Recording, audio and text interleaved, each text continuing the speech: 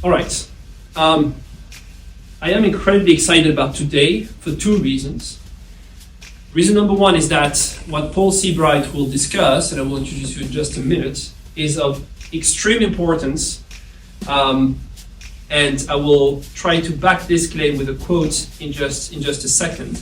And the second reason, and I think I told you already, Paul, and I want to, put some pressure on your shoulder, but the keynote you delivered in a conference we organized in Paris in 2019 remains one of the best speech I've ever witnessed. So this is, again, me putting some pressure on you. And the reason why, and I looked at the slide, so I'm confident I can say that in public, is because what you expressed in that speech made perfect sense. It wasn't something that I could not comprehend. It was something that made perfect sense to me, and yet I've never thought of it before. And since then, I never forget about that speech. So that's the reason why I'm so excited, and I'm so pleased that you accepted to come here and give this lecture. Okay, your very short bio. You are a professor of economics at the Schrepel School of Economics. You have a book, I'm halfway through it, that came out in May of this year at the Princeton University Press, called The Divine Economy. So if you are into starting a religion and want to scale that, you should go to Paul and ask, what's the best strategy? And you have done research, and this is what I explored this morning, on gender, behavioral decision-making, something that has been translated, as I understand, as sexonomics, social trusts, industrial organization, and competition policy. And this is most of what you will be exploring today, this idea of innovation. Now, just a quote, and then I give you the floor, coming from the Draghi Report. This is actually on page 1, so it wouldn't take you long to get to it. In the Draghi Report, so again, some context is that Mario Draghi, as you know, was the former Prime Minister of Italy and is now the President of the European Central Bank. And in that report, that is very thick, he writes, if Europe cannot become more productive, we will not be able to come at once and become a leader in new technologies, a beacon of climate responsibility, and an independent player on the world stage. We will not be able to finance our social world. We will have to scale back some, if not all, of our ambition. This is an existential challenge, nothing less. On that note, I'll give you the floor to respond to the Draghi Report, or to put it differently, to assess if the claims around innovation are tailored as they should be, or if there is something else we should do with it. And again, please give a round of applause to our...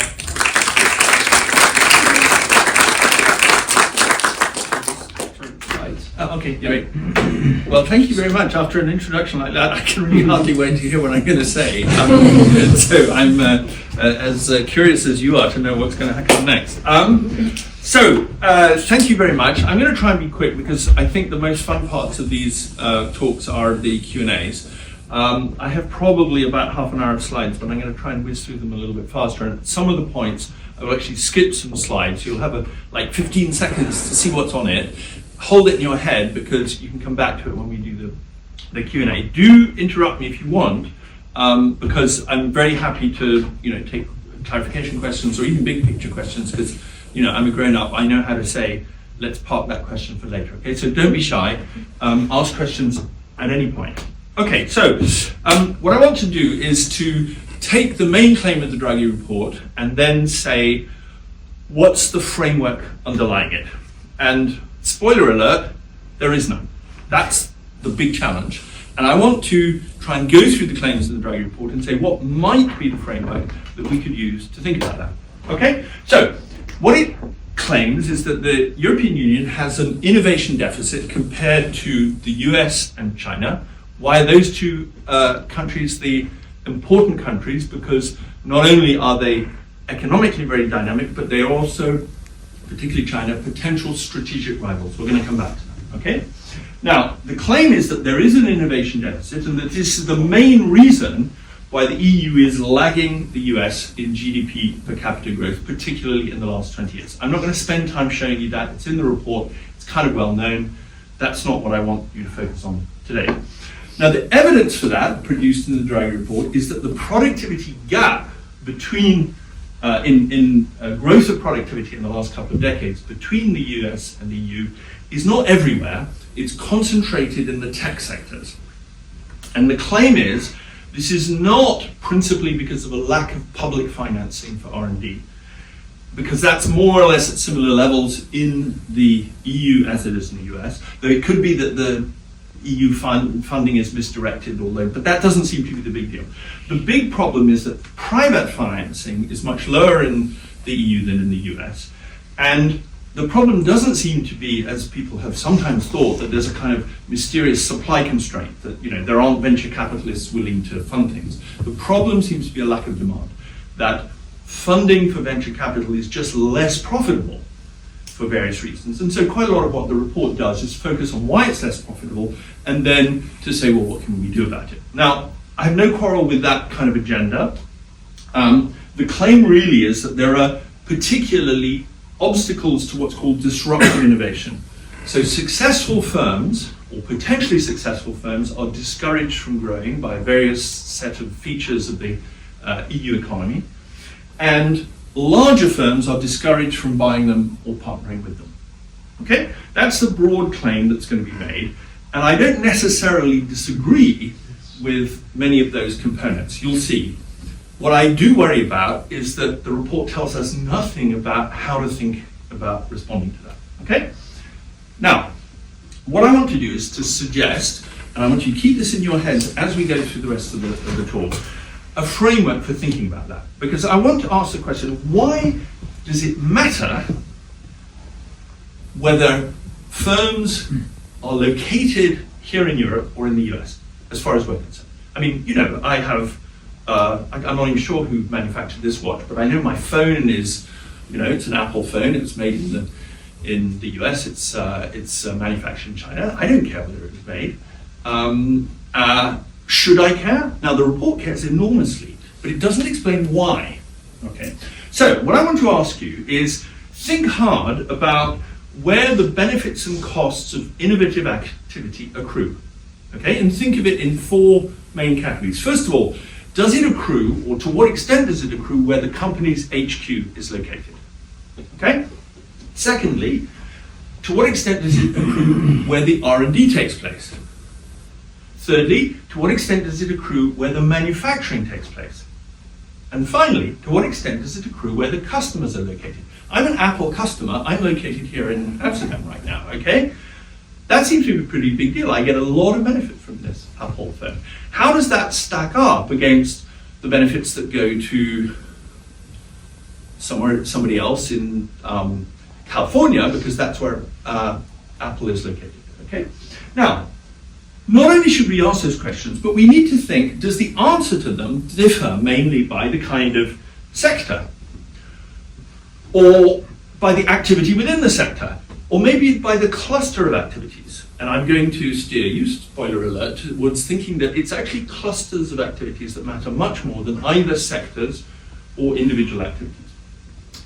And where are the market failures? Why do we think that markets aren't responding to the opportunity to produce stuff that creates benefits? What is it that the markets are getting wrong? Okay? Now, the Draghi Report has no systematic answers to those questions. It doesn't even pose them. And that's a problem. The phrase market failure occurs exactly once. I'm going to come back to it later. It occurs on page 13, and it is never mentioned again. That is a problem. So what we're told is Europe will need to deploy a mixed strategy that combines different approaches and tools for different industries. And it distinguishes four cases. It says industries where Europe's cost disadvantage is too large, which we should sort of forget about. Industries where Europe is concerned about where production takes place. I thought, good, we're going to hear stuff about clusters and so on. But no, it's to protect jobs from unfair competition. Then we're told industries where the EU has a strategic interest. Okay, what's that? Hold on to that thought. And then infant industries where Europe has an innovative edge. But how are we going to decide which activities fall into which of these categories? No clue. There's no discussion of whether, for example, we should be supporting industries or we should be supporting activities within industries or clusters of activities located in particular places. And we're going to see in a moment some examples that illustrate that's a problem. It's not even clear why they need support. I mean, lots of things happen that don't get a lot of support, and at least they don't get public support, but they get lots and lots of support from the people who buy the product. Why isn't that enough? Okay, so without a framework, I recommend watching this movie when you finish reading the Draghi Report, because not only will you have a fun time watching the movie, but it'll give you some sense of what's wrong with the Draghi Report. It is really everything everywhere all at once. And no way of thinking about how to do trade-offs. Now, what kind of things could go wrong? Here's an example. Did you know France has a paracetamol deficit? Okay? This is an example of the EU's innovation deficit. France has a paracetamol deficit. You don't believe me? This is from the FT, 16th of October. This is what? 2 weeks ago. You may remember that Sanofi is going to sell one of its divisions to a private equity firm, and the French establishment is up in arms. Sanofi's mooted deal, says the FT, undermines President Emmanuel Macron's years-long push to reshore pharmaceutical production in the name of winning back sovereignty in important areas of the economy and creating more industrial jobs. In 2020, Macron set a goal of reviving paracetamol production in France. Someone with a knowledge of the proposed deal said that the particular political reaction in France was not unexpected, not unusual, etc., etc. Then saying, Doliprane is a very important French product. It is made in France and it is in every medicine cabinet. This is stuff that is produced at infinitesimal cost in India by generic producers. They can produce it far more cheaply than France can. Even if we were thinking of this as a strategic thing, imagine, war with China over Taiwan, and suddenly the imports of paracetamol are blocked. Imagine the country being brought to its knees. Well, I calculated that you could store the entire plausible demand for paracetamol in France for the next 10 years in a medium-sized warehouse. These are tiny little pills. Okay? So why do we need to devote scarce presidential energy, plus public funds, plus a whole lot of sort of national determination to investing in something that is produced at practically zero cost elsewhere in the world, of which we can import for a fraction of what we could pay for it ourselves? What next? You say, so I thought, what about the Dutch banana deficit? Did you know there was a Dutch banana deficit? The Netherlands is the 6th largest importer of bananas in the world.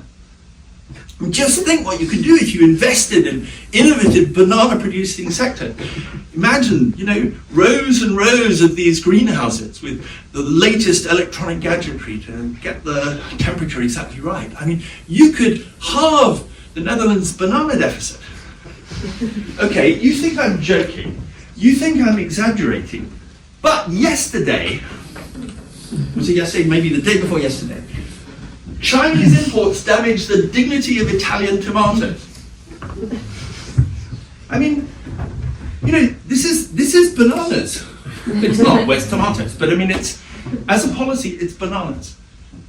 We should not be wasting anybody's scarce time trying to claim that strategic industries are those where the stuff is produced at a fraction of the cost elsewhere in the world. Okay? Now, that's what happens if you start to say, well, what we need is innovation, and innovation, well, that's pharmaceuticals, okay? So anything that's in pharmaceuticals, that counts. Sorry, paracetamol is not innovation. It's been around for a century, okay? There's nothing innovative about producing paracetamol. Really nothing. And, the Draghi Report doesn't sort of deal with this. Now, you might say, well, okay, this is the French doing their own thing, this isn't sensible European policy. But there's a more challenging case, batteries. Okay, so this is again from the Financial Times less than 2 weeks ago. Headline, How Europe's Battery Champion Descended into Crisis. Okay, this is Northvolt. It's produced in the north of Sweden, largely by imported Korean workers, because no Swedes want to work there. Okay? And there's nothing else around except some hydropower. And a knowledgeable industry insider is quoted here as saying, you had these Swedes selling what they called the greenest batteries on earth, using this fact that they had cheap hydropower as a massive selling point, but it never made sense to build it in Sweden. They don't have the people, they don't have the skills, they got too much money too fast, and they wanted to do everything at once. It was always going to be a disaster. And yet, the Draghi Report, one of its key recommendations, is to invest in the battery sector. The EU's improving outlook for battery industry demonstrates that a focused policy effort can succeed. No consideration given to the fact that this might conflict with two of the other recommendations. First of all, that transport can play a critical role in the decarbonisation of the EU economy. And secondly, how do we get to decarbonisation? We have to do it in a cost-efficient way, leveraging all available solutions through a technology-neutral approach. Okay? So on the one hand, we say it's got to be lowest cost, technology neutral. On the other hand, we say we shouldn't actually import the lowest cost batteries, which largely come from China, or even the lowest cost battery technology, which comes from China. Why? Because we want to protect our battery producers, but then the Financial Times again, on the woes of the European auto industry, says the main reason why it's not economic to produce electric cars in Europe is that batteries are too expensive. Well, guess why batteries are too expensive? You see, there's no joined up thinking in the report. It says electric cars are still expensive to produce in Europe, mainly because of the high cost of batteries, making them expensive to buy. So if you protect the battery industry, guess what? You disprotect the electric vehicle industry. The 2 points are connected, and the connections that are made in the report. Okay, so let's go back to the report. What's the actual evidence it produces? And this is interesting, and there's some very good points in here. So it also concentrates on two other things I'm not going to spend much time in, except just at the end. One is high EU energy prices, and the other one is fragmented procurement and defense. Okay, I'm going to skip that. But the evidence produces that the productivity gap is concentrated in tech sectors, and that the problem isn't a lack of public finance. So let me quickly go through some of the key points. Here, you don't have a pointer, do you? No. Yeah. Okay, it doesn't matter. Basically what this gives you is the annual productivity growth by sector, a large range of sectors, blue in the EU, brown in the US, and the gap in favor of the EU if the bar is to the right, and in favor of the US if the bar is to the left. And basically the biggest bars to the left, which is the ones where the productivity has been highest in the US, are in IT services, finance and insurance, manufacturing of computers and electronics, and professional services. Yeah, okay. Private pointer. Oh, thank you. Yeah, thank you very much. Not a public. Well, no, it's fantastic as private initiative and helping this very public institution. So we're getting something right in Europe. Okay, so that's part of the evidence. And then we have, as evidence that something is terribly wrong, biopharma sales in Europe. Well, guess what? US sales of biological pharmaceutical products are increasing in market share in Europe. Okay? That of firms that are headquartered in the EU is falling. Okay? I don't think paracetamol counts as biopharma, but you see it's the same logic there. It's terrible if the EU isn't producing stuff. No consideration as to whether we might be actually getting better stuff or lower cost stuff if it's coming from the US. It's just, it's bad that it's coming from outside. This is really old mercantilist thinking for those of you interested in the history of economic thought. Now, here's the evidence that it's not really a problem of public funding. So this is EU national funding, this is federal US funding, so there's actually more in total.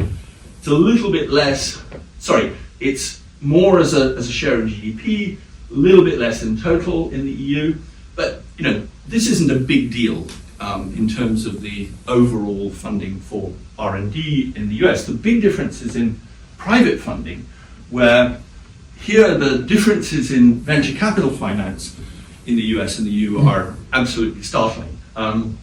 There's basically about a 80% gap, both at the seed funding stage, at the early stage, and at the later stage funding in terms of total amounts of funding for venture capital investment the EU versus Europe. And for a long time, I mean, people have been talking about this for some decades, and I've been hearing that there are all these structural obstacles to venture capitalists operating in Europe. I don't believe it. The basic reason is that it's not so profitable to fund venture capital, and I'll suggest a couple of reasons why in a moment. This isn't my own research, but I'm reporting research that other people have done. So here in a very interesting paper by Quaternaum and Cost, which is it's a working paper from Bocconi University called Cost of Failure and Competitiveness in Disruptive Innovation. You can get it from the Bocconi website, is a comparison of the main large firms investing in R&D. And it shows basically, rather crudely, the difference between those who are investing in what is sometimes called the second industrial revolution, which is motor vehicles, large consumer goods, and pharmaceuticals, and those who are investing in modern tech. And so basically what you see is Alphabet, Meta, Microsoft, Apple, Intel are all investing huge amounts, they're the biggest investors. And then there are a number of those in things like cars, but basically a lot of yellow bars. If we now look at the equivalent for Europe, the top European large firm investors are basically all have green bars.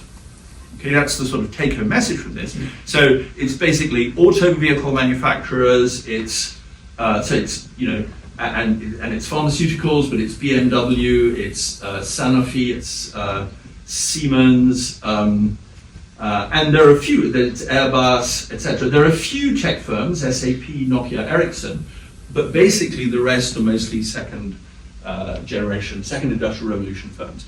And from this, ASML. Because that would be probably yellow on the left. It's on the right. On the right? Yeah. Oh yeah, there it is. It's on the right. Dutch, so Yeah. you have to mention. Yeah. No, I mean that's a very important contributor to. But again, it's kind of it's not enough on its own to make the difference. Okay. Now the other thing that we know, and this is from the Draghi Report, is that that Europe has proportionately more small firms. Okay, fewer large firms, more small firms. I'm going to come back to why that might be an issue later. Okay, and here, this is not from Draghi, but this is from the same Quaternaum and Cost.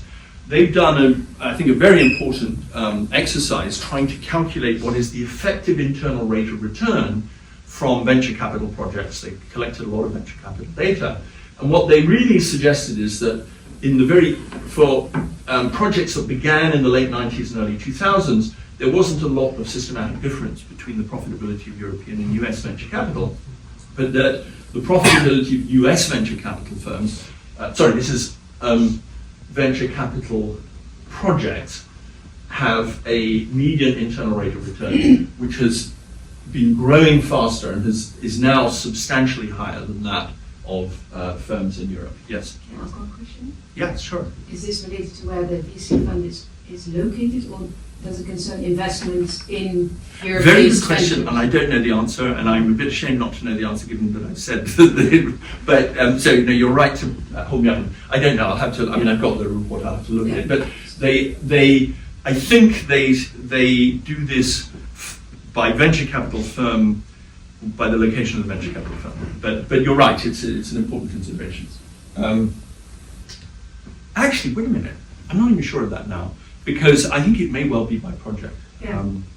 Because there are an awful lot of the venture capital investors in Europe are actually not, they're actually US firms. So that's a good question, and I wish I knew the answer, but I'll try and check. Okay, so one of the questions is, could it be labor regulation? And here, this is, by the way, a great paper that's very little known. It's published in a very obscure French journal called L'Économie pour les statistiques, and published in French, so this is probably another reason why it's not very well known. But what it does is it tells you that the fact that French labor regulation kicks in a very heavy way at 50 employees has a bunching effect on the size of French firms. So basically, there's a large number of French firms that have sort of 47, 48, 49 employees, because pretty clearly they seem to be resisting growing a bit, because the sheer regulatory burden of hitting the 50 employee threshold is just enormous. I had a slide, I forgot to put it in here, but there is a slide showing the size of the book containing French labour regulation as it's evolved over the last 30 years. And it used to be sort of, pamphlet sized, and now it's, doorstop size. And it is a big deal. And this is not just anecdotal. Clearly, a lot of firms are resisting getting larger because it's a pain in the whatever. And so that's clearly an issue. Could that be, how exactly would this affect innovation? We don't quite know, but here is a related graph from a paper by Philippe Aguillon and co-authors in the American Economic Review for last year that takes the same thing, the employment threshold, but tries to look at the share of firms that are patenting, plotted against their employment level. And what you see is a little bit of a fall here in the probability of patenting, suggesting that there are a number of firms who are sort of basically twiddling their thumbs and not doing very much because they really don't want to get larger than 50 employees. Now, it's actually harder than Aguillon et al. Admit to know how to draw a conclusion from this, because if you take a big line through here, you might say, well, it's affecting a few firms around here. It's not obvious that the firms up here are being affected. They may or may not. What we can't do is extrapolate any kind of a line along the probability of being innovative. Maybe the line without French labour regulation would be going up like that, but we don't know. And this methodology isn't going to tell us, okay? But at least it poses a question. It says maybe what's going wrong is that lots of firms are sort of scaling up to 48 employees and then they're thinking, no, too much hassle, can't be bothered. Could that be the answer? Well, it's not the only possible explanation. So there are at least 3 reasons why labour regulation could harm innovation. One of them is the one I've suggested. The second is that firms might still innovate, but the innovation wouldn't get so far because they don't have the muscle necessary to bring their innovation to a bigger market. So, they still do some of the R&D, they produce a nice little product, but they don't commercialize the product with the same kind of emphasis and energy. But then there's a third argument, and this is where the paper by Quaternam and Cost is, I think, really interesting, is that they might become less attractive to acquirers, because what does an acquirer do with an innovative firm that it acquires? Now, we've been hearing a lot about so-called killer acquisitions, and no doubt there are some killer